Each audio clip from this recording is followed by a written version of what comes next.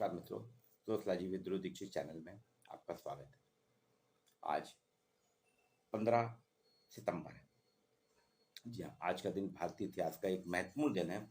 इसे engineers day के नाम से जाना जाता है। 15 सितंबर 1860 को कर्नाटक में मैसूर में एक बच्चे का जन्म हुआ था, जिसका नाम मोक्षगुंडम विश्वेश्वरैया रखा गया था। मोक्षगुंडम विश्वेश्वरैया 101 वर्ष की आयु में आपका निधन हुआ है 14 अप्रैल 1962 को। अब मैसूर के 19वें दीवान थे। आपका कार्यकाल था 1912 से 1918। टाइम्स ऑफ इंडिया ने कहा कि मोक्षगुंडम विश्वेश्वरैया भारतीय इंजीनियरिंग के पितामह अर्थात फादर ऑफ इंडियन इकोनॉमिक्स। आपको 1955 में भारत सरकार ने भारत रत्न से सम्मानित किया और सार्वजनिक जीवन में आपके द्वारा किए गए योगदान के लिए किंग जॉर्ज पंचम ने ब्रिटिश इंडियन एम्पायर के नाइट कमांडर से ब्रिटिश इंडियन एम्पायर के जो नाइट कमांडर से आपको नवाजा है। मांड्या जिले के कृष्णराज सागर बांध के आप स्तंभ कहलाते हैं, पिलर कहलाते हैं। जो लोग भी मैसूर जाते हैं वो कृष्णराज सागर बांध देखने, जहाँ पे एक वृंदावन गार्डन बना हुआ है, वो जरूर जाते हैं। आपने हैदराबाद को बाढ़ से बचाने का एक सिस्टम दिया था, जिसके कारण हैदराबाद शहर में बाढ़ आना बंद हो गई। आपने बहुत गरीब परिवार में थे, पैसे की कमी थी। बेंगलोर से आपने बीए की शिक्षा प्राप्त की 1881 में और फिर मैसूर के राजा ने आपको पुणे के साइंस कॉलेज में कॉलेज ऑफ इंजीनियरिंग की पढ़ाई के लिए भेजा। वहाँ प्रथम नंबर आए, बीए में भी फर्स्ट आए, इंजीनियरिंग की पढ़ाई में भी फर्स्ट आए। आपने बॉम्बे में पीडब्ल्यूडी में काम किया, नासिक में इंजीनियर के रूप में काम किया। बाद में आपको भारतीय सिंचाई आयोग में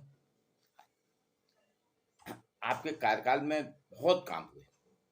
देखिए, आपने मैसूर बैंक की स्थापना की 1913 में, मैसूर इंजीनियरिंग कॉलेज की स्थापना 1917 में की और आज जो हम मैसूर यूनिवर्सिटी को देखते हैं उसकी स्थापना भी 1918 में आपने की थी।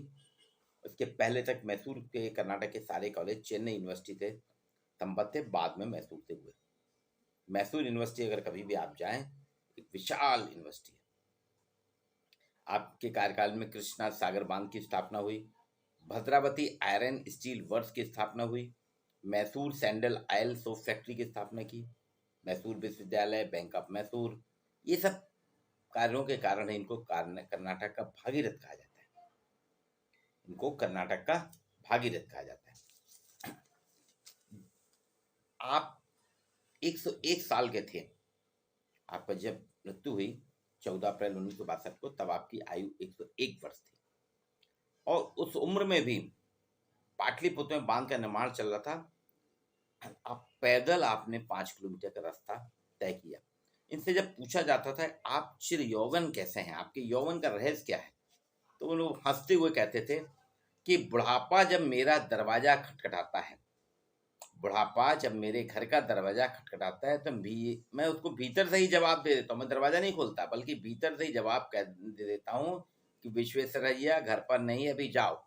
और इसलिए बुढ़ापा निराश होकर लौट जाता है।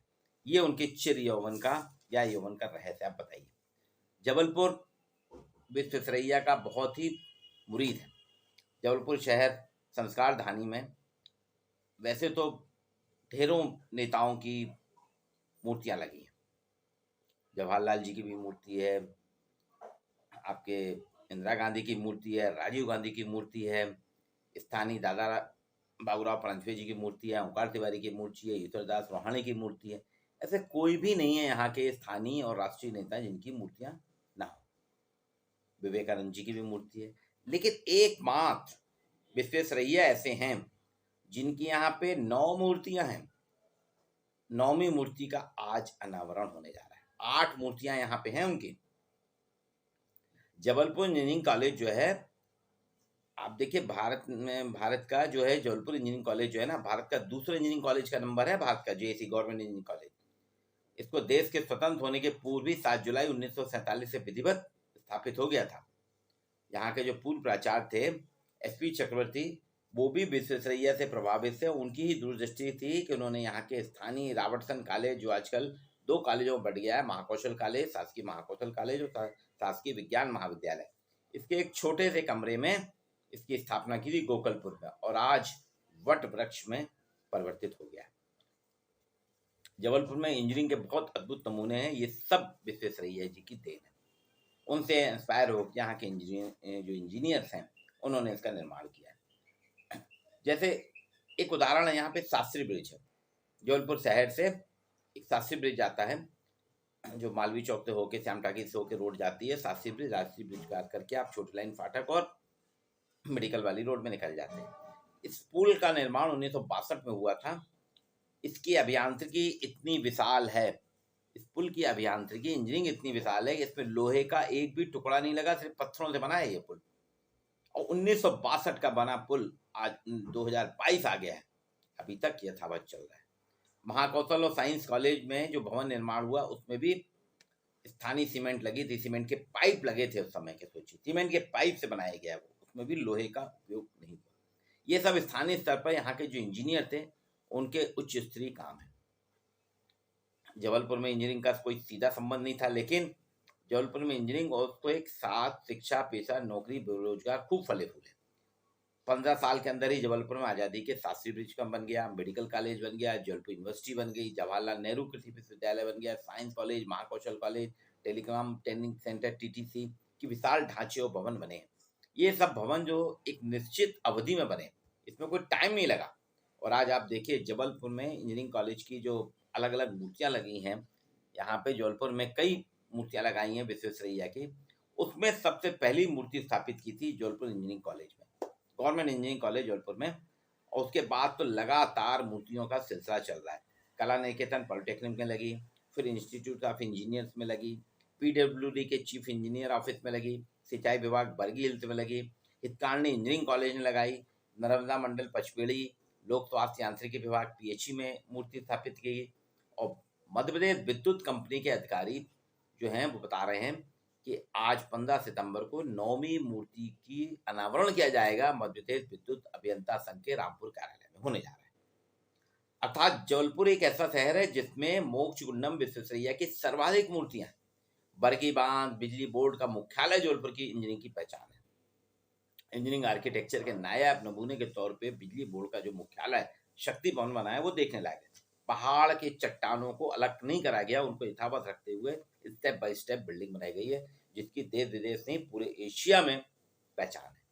जबलपुर का जो तिलवारा पुल है नर्मदा नदी पे, उसमें नर्मदा एक्वाडक्ट एशिया ही नहीं पूरे विश्व में चर्चा का विषय रहा, लेकिन हम लोग इसको ज्यादा गंभीरता से नहीं लेते। तो ये कहलाता है इंजीनियरिंग का नमूना, जिसमें जबलपुर में मोक्ष गुंडम विश्वेश्वरैया आए तो नहीं, लेकिन उनके कार्यों से उनसे सभी परिचित थे। मोक्ष गुंडम विश्वेश्वरैया की कहानी है, सभी जानते होंगे। एक बार ब्रिटिश जमाने में रेल में जा रहे थे, साधारण वेशभूषा के, स्थानीय वेशभूषा में बैठे थे, डिब्बे में अंग्रेज लोग थे, वो उनकी वेशभूषा पे बहुत हंस रहे थे, लेकिन वो एक किताब पढ़ रहे थे, उन्हें ध्यान नहीं दिया। एकाएक थोड़ी देर बाद वो चलती ट्रेन में उन्होंने बोला लोगों से कि रेलवे ट्रैक में गड़बड़ है, तो सब हंस रहे थे। उन्होंने उठ के एकदम से डिब्बे की से चैन खींच दी, ट्रेन रुक गई, सारे यात्री नाराज थे। गार्ड और रेलवे के आदमी आया, बोले किसने चैन खींची? उन्होंने बोले मैंने। बोले क्यों खींची? तुम जानते हो चैन खींचना जुर्म है। बोले मेरे को लग रहा है कि आगे ट्रैक गड़बड़ है, इसलिए मैंने चैन। बोले तुमको? बोले इसकी आवाज एकाएक बदल गई। लोगों ने ठीक है चल के देखते हैं। जाके देखा तो करीब 1 किलोमीटर की दूरी पे रेल की पटरियां जो थी टूटी हुई थी। सब आश्चर्यचकित रह गए। फिर उनसे पूछा गया आप कौन है? तो बताया कि मैं इंजीनियर मोक्ष गुंडम विश्वेश्वरैया। हालांकि तब तक उनकी ख्याति बहुत फैल गई थी, लोग अब चेहरे से नहीं जानते थे, लेकिन देख के सब नतमस्तक हो गए। MV मोक्ष गुंडम विश्वेश्वरैया वास्तव में बहुत ज़्यादा प्रसिद्ध है और जबलपुर के लिए बहुत ही उनकी देन है। जबलपुर उनका ऋणी है कि एक से एक इंजीनियरिंग के नमूने जबलपुर में हुए। आज उनकी 9वीं मूर्ति जो है स्थापित हो रही है। तो मोक्ष गुंडम विश्वेश्वरैया की इंजीनियरिंग वो भारत के इंजीनियर्स कहलाते हैं, भारत इंजीनियरिंग के पितामह कहलाते हैं, फादर ऑफ इंजीनियरिंग है, इसलिए उनके जन्मदिन हम उसके रूप में मनाते हैं, इंजीनियर्स डे के रूप में। ये एक बहुत बड़ी विभूति है भारत की, जिनके लिए हम सबसे नमन करते हैं। आज के लिए इतना है। मेरे वीडियो को कैसा लगा, आप इसको लाइक कीजिए, शेयर कीजिए। आपको ऐसी नई जानकारियों से रोज मैं